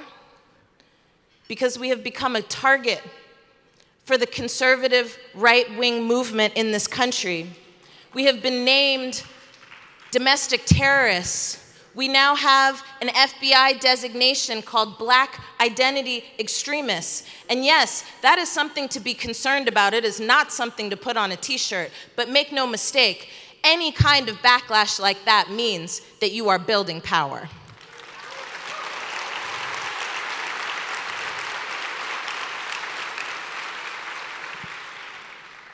We stand on the shoulders of giants.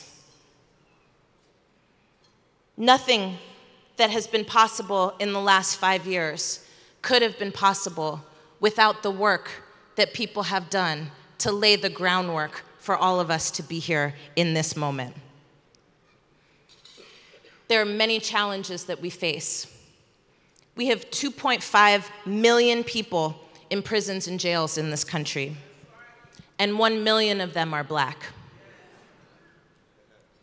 Climate change, the result of corporate greed and overconsumption, is facilitating wars and conflicts over resources, pushing people off of their lands, and we have reached a tipping point that we may not recover from. Our communities are being transformed before our eyes, and the people who power our cities, our towns, our communities are becoming more and more marginalized. The conditions of indigenous communities are worsening.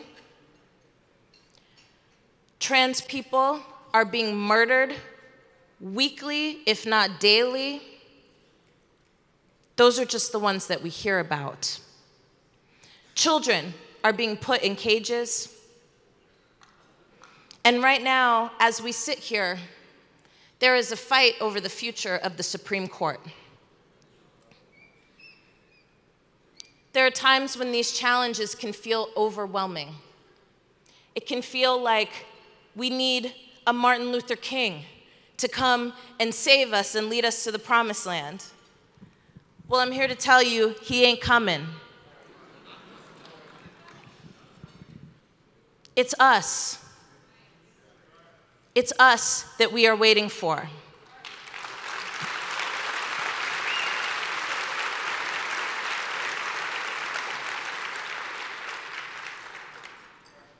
When we join together, when we keep our eyes focused, not on cameras or tweets, but on building power, nothing can get in our way. And when I say building power, I don't mean waking up and feeling good about yourself. That's called being empowered. That's self-esteem, and I want us all to have it. But I also want us to be able to make decisions over where resources go, who they go to, what they're being used for. And I want somebody to give a shit when I'm upset about a decision that they have made. And I want you to join me in that. That is power. When someone is afraid to disappoint you, that is power. When you get to make decisions about where money goes and where it doesn't, that is power. When you get to shape the narrative, not this nonsense, make America great again, not this nonsense, slavery was a choice, but when you get to shape the narrative of who we are, who we can be, and what we deserve, that is power, and I want it. Do y'all want it?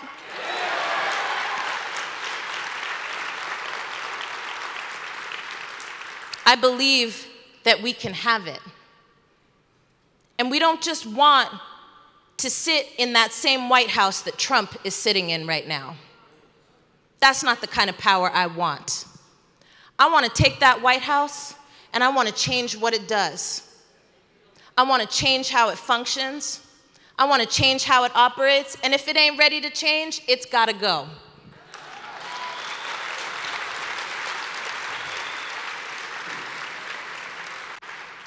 But we have to build power in order to transform it. And people always ask me, how did you turn a hashtag into a movement? And I say that's not possible. But everybody can be a part of a movement.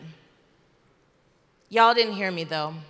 You cannot change a hashtag into a movement, but every one of us here can be a part of a movement. Every single one of us here can be a leader. You don't have to have special skills, fancy clothes, all those things. You have to be passionate. You have to have a vision, you need to be committed, and most of all, you need to be brave. How many people here are brave? I know that's right. We need millions more of us that say and do like we are brave, and that is how we will build power. Let me close by saying this. I have this issue, right, because we get a month, a year. It's the shortest one, too. And then we spend the whole 28 days telling ahistorical narratives of how change happens, who made change happen, and what kind of change happened. We spend all this time asking ourselves, who would I have been? Would I have been Marsha P. Johnson? Would I have been Ella Baker? Would I have been Rosa Parks? Well, I'm going to tell you, who you would have been is who you are right now.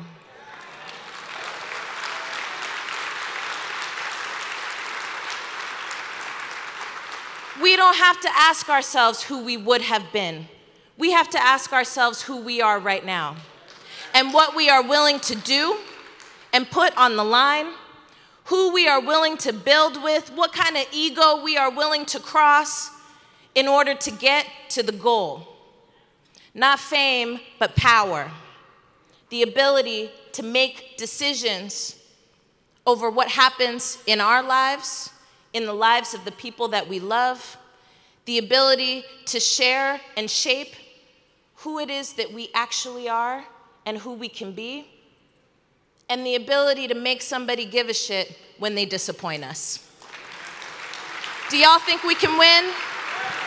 Do y'all know we can win? Do y'all know we can win?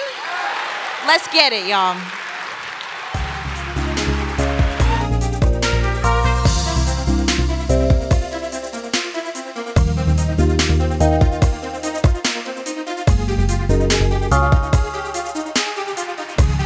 Hey everybody, my name is Jaron Benjamin. I'm from Housing Works and I only have less than a minute. Right now, as we speak, Mike Pence is 10 miles away from us giving a campaign speech with Rick Scott.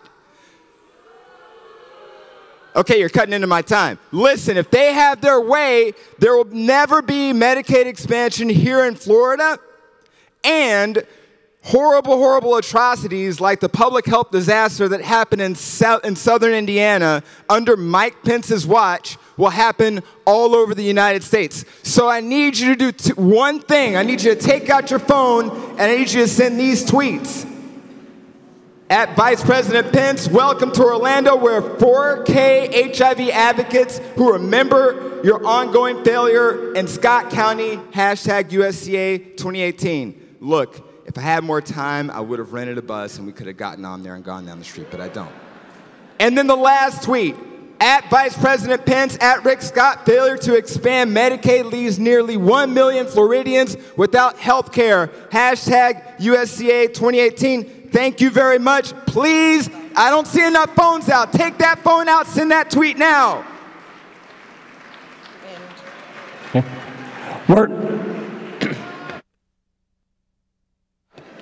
Weren't all of our honored speakers amazing? Please give another round of applause for all of our guest speakers today. And now, it's time for a little fun before we head off to our workshops this afternoon. To close out today's plenary, USCA is honored to present the one and only Grammy Award winner, Thelma Houston.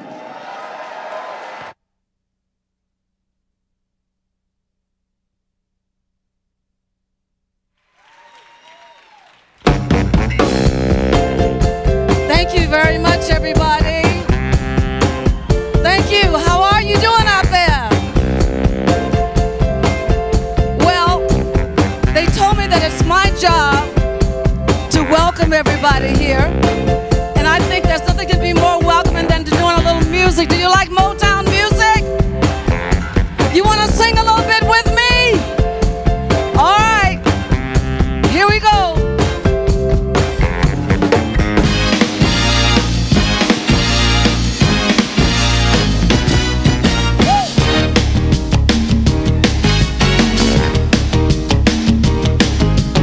Never met a guy who makes me feel the way that you do. You're all right. Whatever I'm asked to make my dreams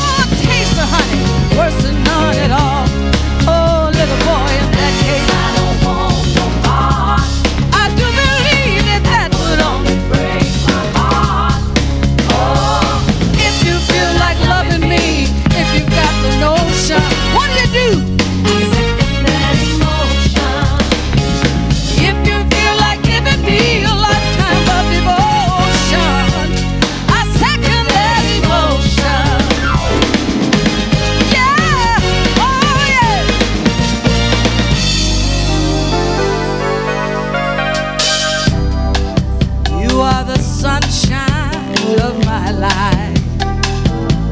Yeah, that's why I'll always stay around you, baby, baby. You are the apple of my eye.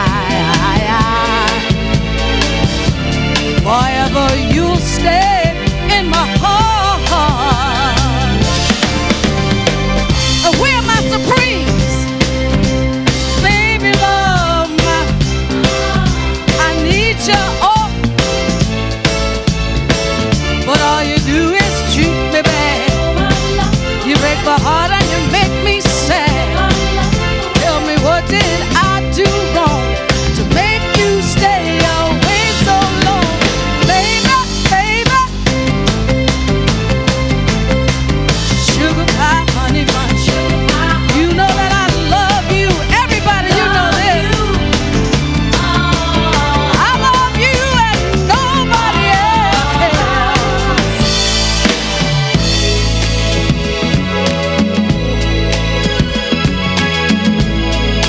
Mother, mother, far too many of you cry. Brother, brother, brother, brother, there's far too many of you die. You know we've got to find a way to bring some love in here today.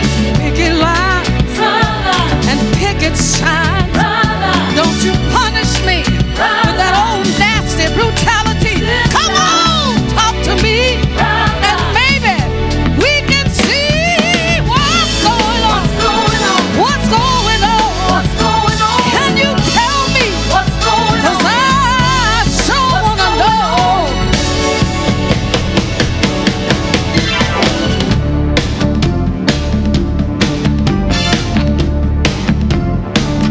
Ooh, I bet you wondering how I knew about your plans to make me blue with some other girl you knew before. Between the two of us, girls, you know I love you more. It took me by surprise, I must say, when I found out yesterday. Don't you know I heard the grapevine? Not much longer would you be mine. Don't you know that I heard the grapevine? And I'm just about to lose my mind. Honey, honey, heard the grapevine. Not much longer would you be Yes, I heard. People say they need half of what you see, honey, none of what you hear. But I can't help being confused. If it's true, why don't you tell me, dear? You should have told me yourself that you love somebody else. But I heard the grapevine. Not much longer would you be mine. Don't you know that I heard the grapevine? And I'm just about to lose my mind. Don't you know I heard the grapevine? Not much longer would you be Yes, I heard. I heard. I heard it. I heard it.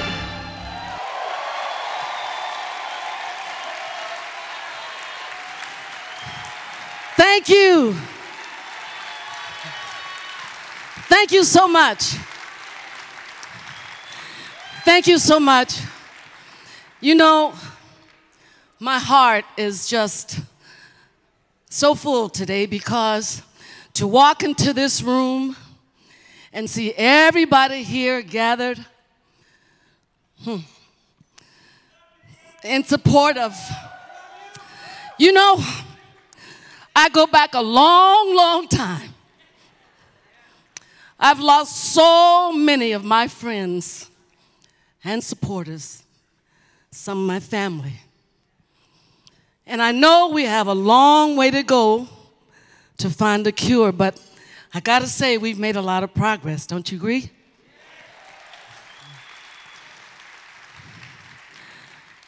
This next song that I'm gonna do is,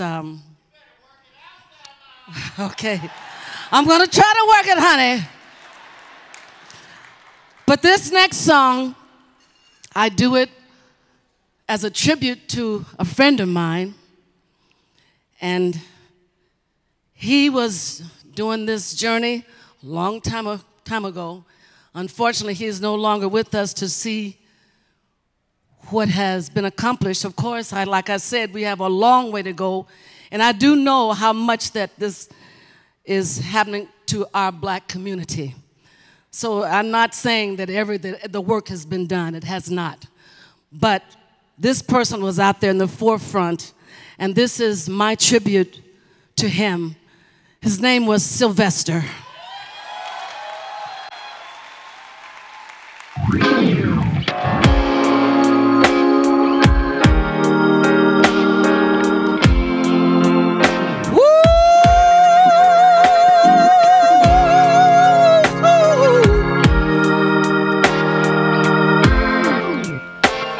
I want you to know how you make me feel.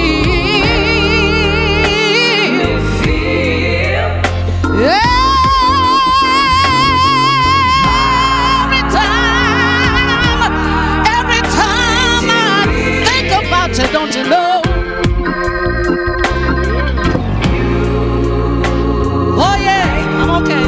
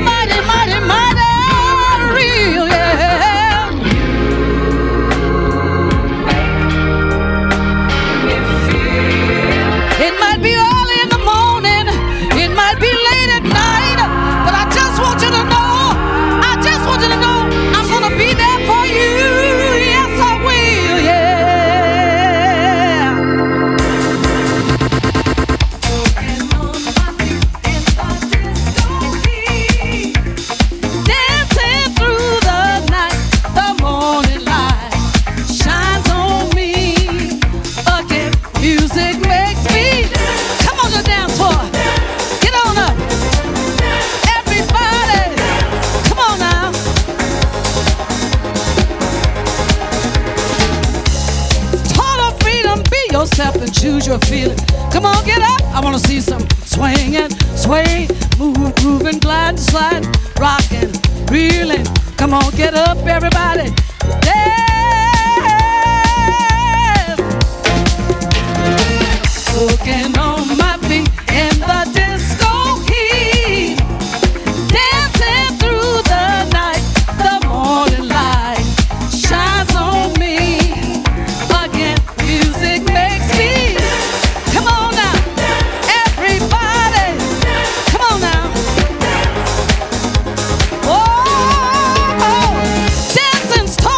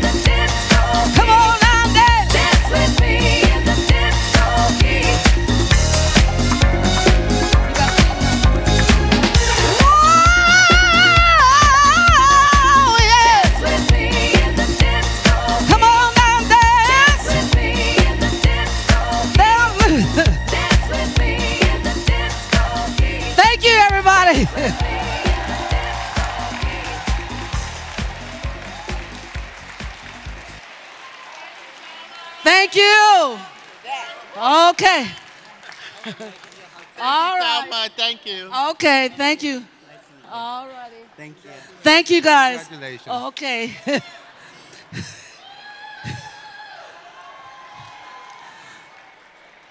All right. Is everybody? You guys turn that into Studio 54.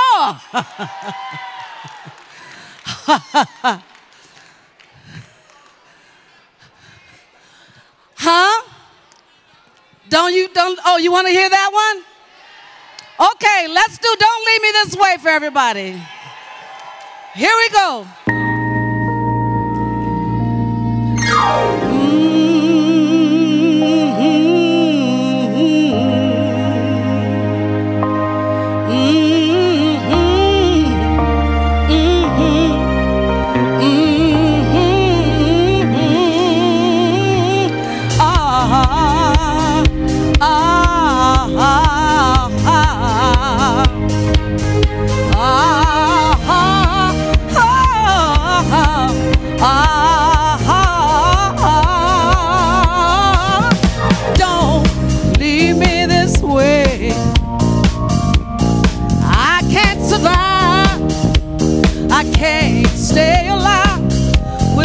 Your love, oh baby, don't leave me this way, no, no. 'Cause I can't exist, and I'll surely miss your tender kiss. Don't leave me this way. Can I get a little help on this part? Baby, my heart is full of love and hope for you. So come on now and do what you know you gotta do. You started this fire down in my soul. Now can't you see it's burning? I control. So come on now, won't you satisfy the need? 'Cause only your good loving can set me free. Baby, don't you leave me this way, no, no. Don't you understand that I met your command? Oh baby, please don't leave me this way. Oh baby, don't leave me this way, no, no. 'Cause I can't survive, I can't stay alive without your love, baby. Don't you never, never leave me, baby. Come on, let me hear you, come on. Baby, my heart is full of love and so much hope for you. So come on now, do what you know you gotta do. You started this fire down in my soul. Now can't you see it's burning? I control. So come on now, won't you satisfy the need? 'Cause only your good loving is gonna set me free. Hey, hey, said I need your loving, baby. I need it, I need it, I need your love right now, right now, right now, right now, baby. I said, hey, baby,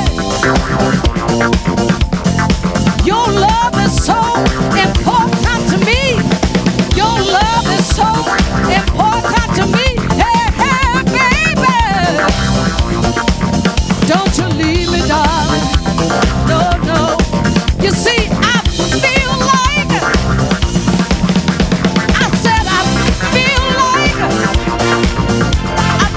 like I've been a little bit too good to you. For you to leave me this way, darling. I'm not gonna let you do it. Don't you leave me. No, baby. Don't you leave me. No, no, darling. Don't leave me this way. Don't you leave me. No, no, no, no. Oh, no.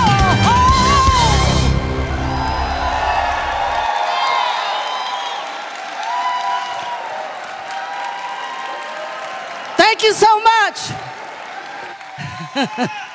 Thank you. And have a successful conference, all right? All right. And don't forget to vote. That's where it all counts. All right. Ladies and gentlemen, Thelma Houston. Be sure to be back here tonight for the opening reception in the Windermere Room for a special performance by legendary RuPaul's Drag Race contestant Angina. USCA wants to thank the Orlando Host Committee for this wonderful event. A gift from them to the HIV community. Now please head to the exhibit hall. Sessions begin at 1:45.